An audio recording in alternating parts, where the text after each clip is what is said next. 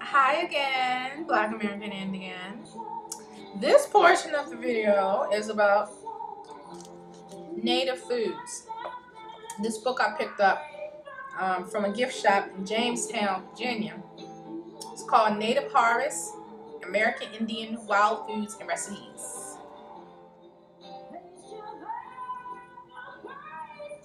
Okay?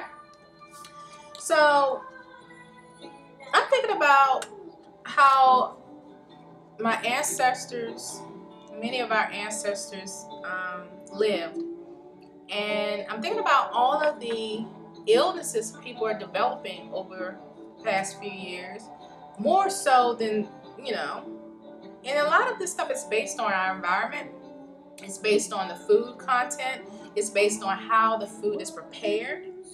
Um, where is this food coming from? All of this stuff.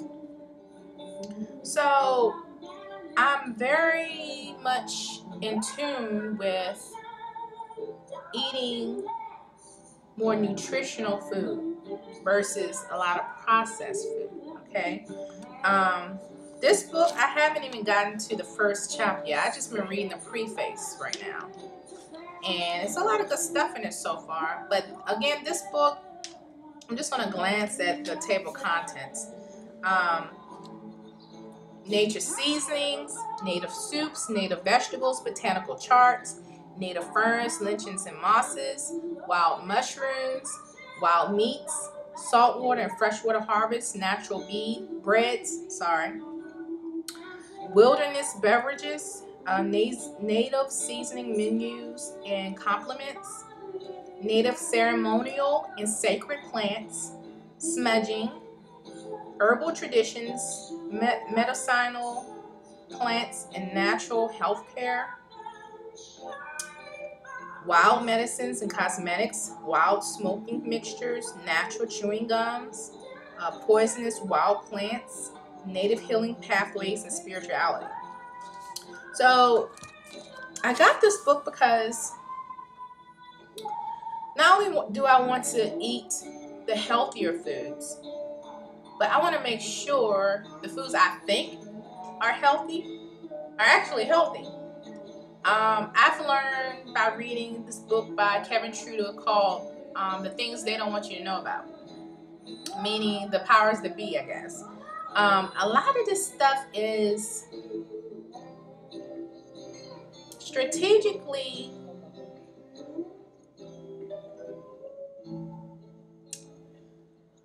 put in place to keep people sick. I mean, think about it. Everything is tied to our environment as far as our health. And I'm thinking about, children with ADHD, and a lot of parents don't know what to do but put them on drugs, so you don't want to beat them. And when I say beat, I mean like you don't want to hurt them. But they were like, to keep the sanity, I'm going to put this boy or girl on some drugs, and then everything else will be fine. He or she will be able to focus in school, will be more obedient, and all of this, and not jumping off the wall, not jumping around and acting crazy.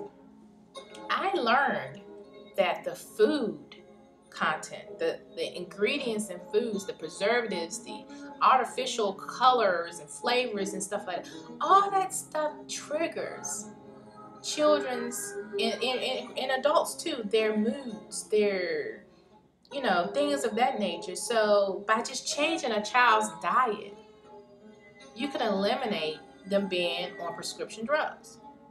I'm not saying, only eat foods and don't take your medicine. I'm not saying that. I'm just saying some things, if you try the natural way and you change the food,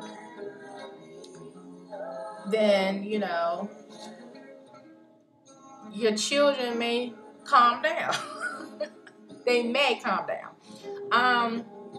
What's also irritating is that now organic is a trend, but a lot of stuff is not really organic. It's like you still have to read those labels, and you can still see Even though it's saying organic on the front of the box, if you look at the nutritional facts, you're still seeing as ingredients like artificial flavoring and artificial this.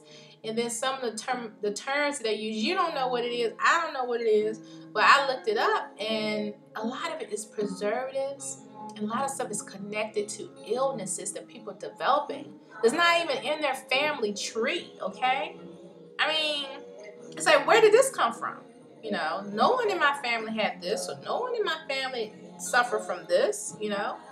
New allergies, you know. It's like, what?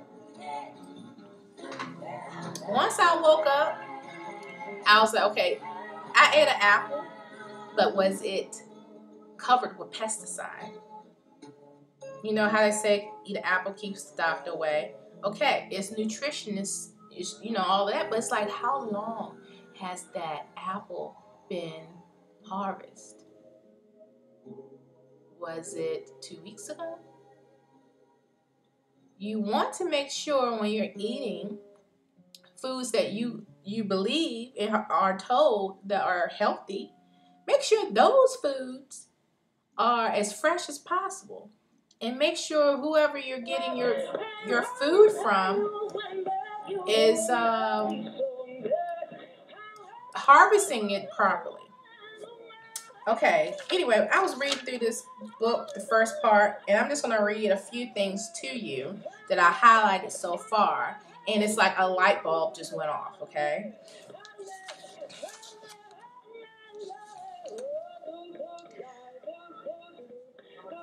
Yet, wild edibles no longer has the same luster it once did because, as conservationists, we must be much more sensitive to the environment and also be very careful not to collect from polluted areas. So, for instance, I live in the suburbs. I would not dare grow my own vegetables in my backyard. I'm sure there's so many chemicals just from the, you know, manicuring the lawn and all this stuff that they put out there so the community will look nice. I would not dare grow anything out there in my backyard and think it's healthy. Because step one, how's your soil? Okay? Is your soil contaminated? Because from there until you bite that apple or you eat that tomato, okay, all that stuff is connected, you know.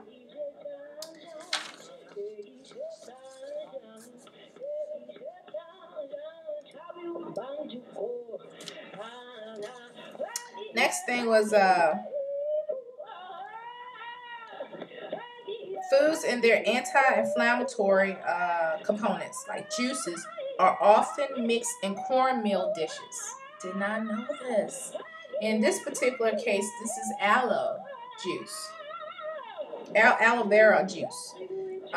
Many health benefits are experienced from drinking the aloe vera juice, okay? I learned this about 2 or 3 years ago. I never really drank aloe vera juice. Never really gave it a chance, but you can put that in your cornmeal dishes.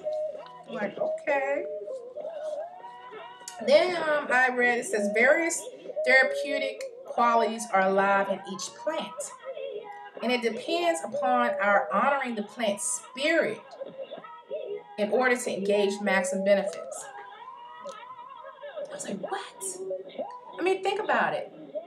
This mass production, even though we may be going to, let's say, Whole Food store, Wegmans, or something, some, you know, grocery store that's known for organic produce, it's like, okay, how are they harvesting the produce? We're just talking about lettuce, tomatoes, carrots, corn, whatever. How are they harvesting it?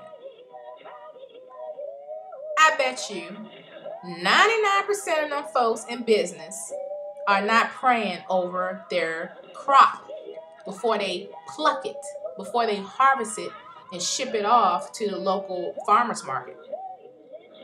So I'm like, how can I find, you know, farmers or whoever, people in the produce business, that actually respect the spirit of the plants.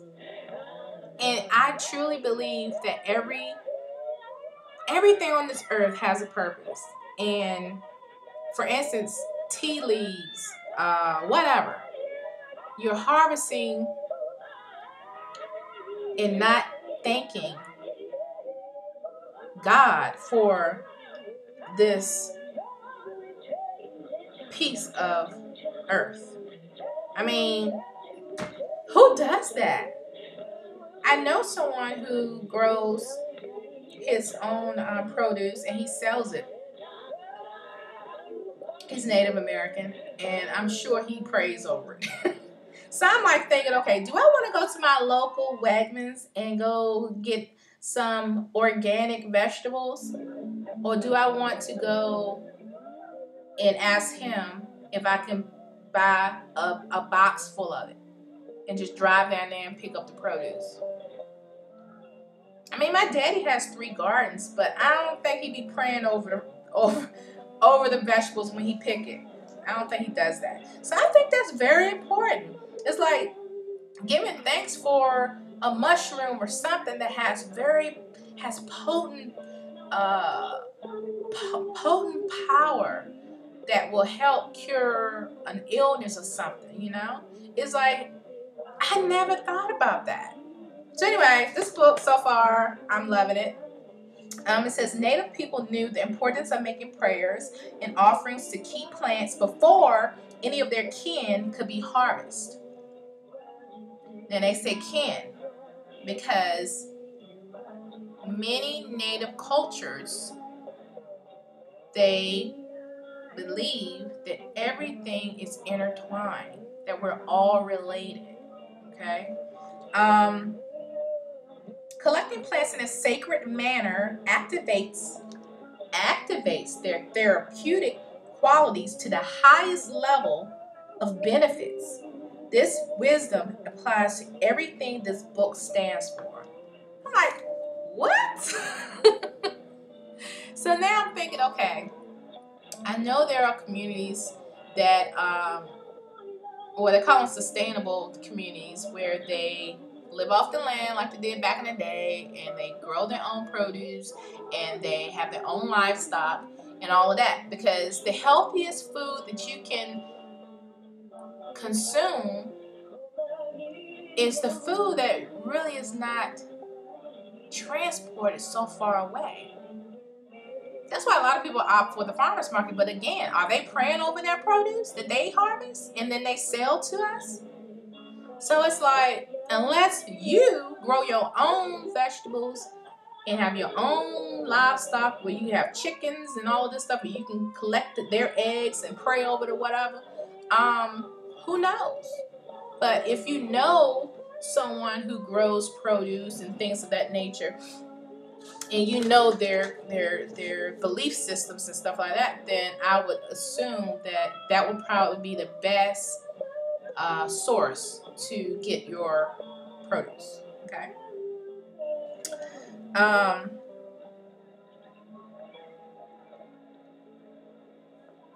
Let's see what else did I find before I end this video, because I'm not going to have a part 2 video of this. I don't think it's necessary. But anyway, oh,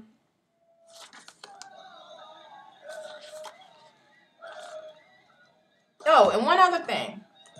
A lot of this stuff that's in this book, these, recipes and stuff like that, a lot of this stuff is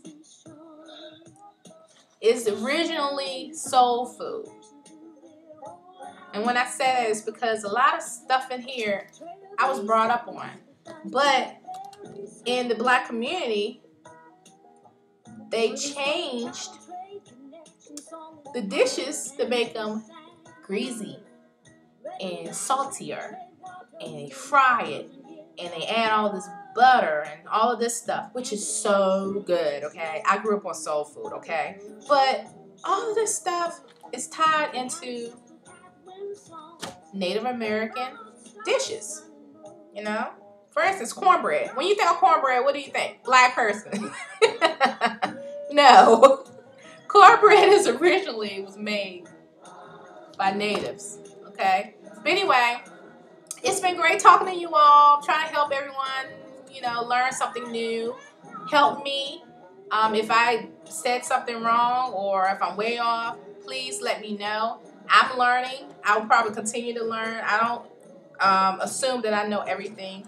And again, I am going to learn how to create certain dishes the native way, the more natural way.